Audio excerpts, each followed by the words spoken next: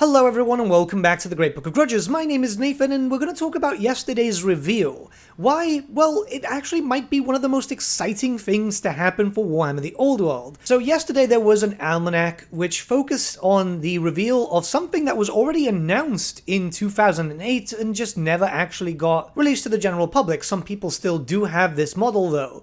So this is a model from 2008, which was a fair long time ago now, and it was hand sculpted, which is why the proportions are a little bit strange. The face makes him look like handsome Squidward, the hands are a bit too large, and that poor squire looks like he's seen better days. Obviously this model does not really compare to the newer stuff that we're getting, but seeing some old miniatures that were originally going to be released actually finally gets its proper debut and proper release timings, that's going to be awesome. Not only that, but there's even bigger news, because Games Workshop seem to be planning to do a return of some older models and bringing them back on a made-to-order basis. This also means that we might see some pretty exciting stuff which we have seen publicly showcased in Games Days and other events, and just never got our hands on them. In fact, yesterday they stated in the Almanack that, yeah, they've got a few surprises in hand, and it isn't obviously the only thing that we're going to be seeing for Bretonnia that's new too. So I wouldn't be surprised if there was a bunch of older models that started to see the light of day again,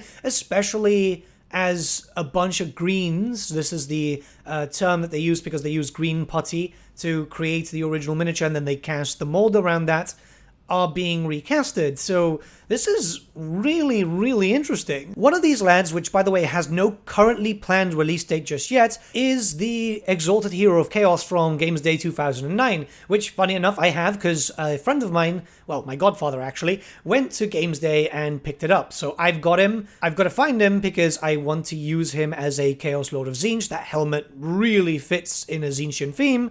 And I'd love to see this getting re-released so I can purchase another one, as I want to kind of kit bash this lad. The character is obviously metal, and so is the Bretonian from before, but the fact of the matter is, seeing these rare things has a lot of potential, and it's not only because of metal stuff, keep that in mind. This image has been floating around for quite some time now, and it's a Dwarf Kit, as you can tell, which has a shield bearer unit. It's basically to create your own character, whilst also having a really stylized looking mount, because the shield bearers were very popular back in 8th edition and earlier editions too, but it was a little bit of a shit show to do, especially since metal characters, gluing them onto other stuff, it was a little bit problematic. This is pure plastic, and it's something that a lot of people have been hoping for. Plus, as you can tell here, you've got options for a lot of different stuff. There's a great weapon, there are hand weapons, there are guns, there are even banners there, so you can turn this character into a BSB or pretty much anything else, which is, for a plastic kit, amazing. This is probably the best character kit I've ever seen. Hell, I have a sneaky suspicion that this might end up being the kit for the dwarfs, because if you didn't know, the dwarfs have a new unit, essentially, in their army listing, which is a shield bearer with 3 people holding the shield and 1 on top. Suspiciously enough, this is that. So if they are going back to this old kit, goddamn, I'm going to be really happy. If not, Games Workshop could still release this anyway, because as a character creator, this is phenomenal, like I've said, and would really be good for a lot of dwarf players, because there's just so much stuff here. This is not the only thing. You see, there were loads of expansions that were announced for Games Workshop in a soft announcement that just never saw the light of day. One of them being the Battle of Blackfire Pass, which I believe was showcased in Games Day 2012, I might be wrong there. There were models created, like the Thamir Matriarch and so on.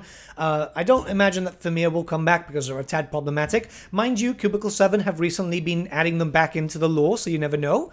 But yeah, there were new stuff there, and there's other stuff that we just never got to see completed, like the Throne of Chaos series. We only had the Tamokon one, which was, well, Tamokon, but there were 3 other brothers. I'm not saying getting those characters into the game, but more so any units that might have been planned there. We do know that Games Workshop have plans for multiple Arcane Journals and campaign packs already.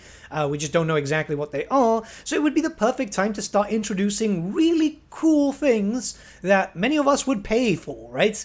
I personally would love a Fimir Matriarch. I know a lot of people would love to get their hands on Fimir again. What about a campaign pack which was focused around the swamps and so on? Maybe something to do with Norska, as there is evidence to suggest that Norska might have some big theming when it comes to Warhammer the Old World. Now, I'm not saying for some oddly specific things, like for example the Kadaio Destroyer. I believe the cast for that was actually fully destroyed, and then pieces of it ended up being reused on some Greater Demon for 30k. But there were some things like Dwarf Kits, which were resin, some Empire General stuff. I know some of them came out though, but there was a lot of stuff there that just never saw the light of day, a lot of stuff that could get released again to allow us to have some different looking things. This would give us more options, not only to kit bash, because resin is easy enough to kit bash, it's not like it's a metal piece, but not only that, it's just variety for the sake of variety. That would increase sales very clearly. And from a work point of view, it actually means that Games Workshop can start selling stuff which, well, has already been done. All they have to do is just start casting them again. If I remember correctly, when it came to the rumors for Blackfire Pass, there were loads of talk about different units,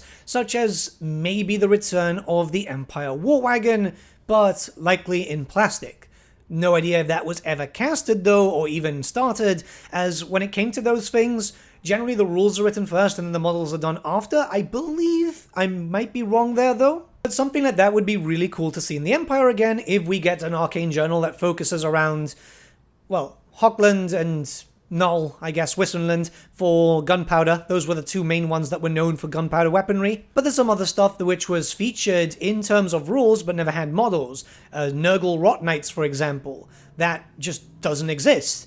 Or maybe stuff like the Incarnate Elementals, but I doubt that that would be a thing given this point in the timeline. But I'm just using some examples. There's loads of really cool things which had rules, but no models. I mean, wouldn't it be amazing if they actually finished off the project that was being done on the Kemric War Titan, you know, that gigantic beetle?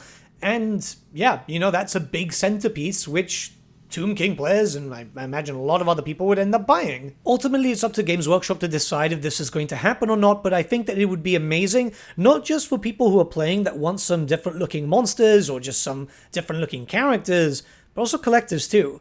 I am both. I like to collect large armies of my forces, and you know, getting my hands on this rare model or that rare model has always been a goal for me. That's why, for example, when I eventually start doing the battle reports, if I do one with the Exile Knights for Bretonnia, I won't be using a cannon as a bombard. I actually own those 4th edition bombards, and I'm painting them up later today. So imagine if you had that chance, if they found the original greens and recasted them, and maybe some more of these unique looking old style miniatures, which never saw the light of day. It would be amazing to see them get properly released.